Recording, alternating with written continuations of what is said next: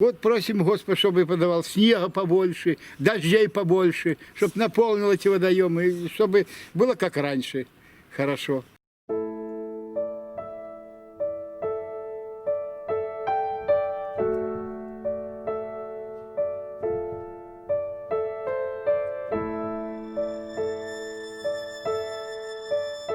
Там родник есть один этот самый, не знаю, еще татарский или мало чего там этот. До сих пор вот на лодочную станцию бегит. И сколько не этот, засуха такая, а он постоянно самая вода есть. Откуда он бегит, никто не знает. Родничок, мы помню, еще ходили купаться. Хороший такой обильный родник. Да и вы знаете, почему криничная? Очень много криничек, когда у нас было здесь, вот это самое, в нашем селе. Что не балка, то и родничок. Что не балка, то родничок. А сейчас, бог ее знает.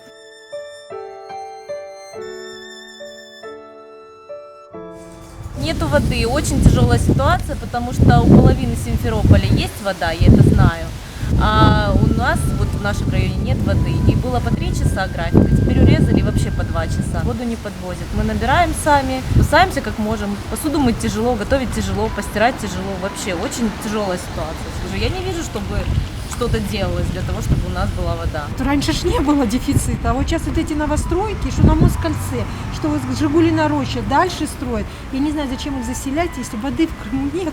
Представляете, вообще не будет воды теперь. Цвет воды у нас коричневый. Бывает, что она немножко светлеет, но в основном, конечно, она такая ржаво-рыжая. Покупаем для того, чтобы кушать приготовить, для того, чтобы чайники кипятим уже покупную воду. А этой водой только вот как для технических нужд.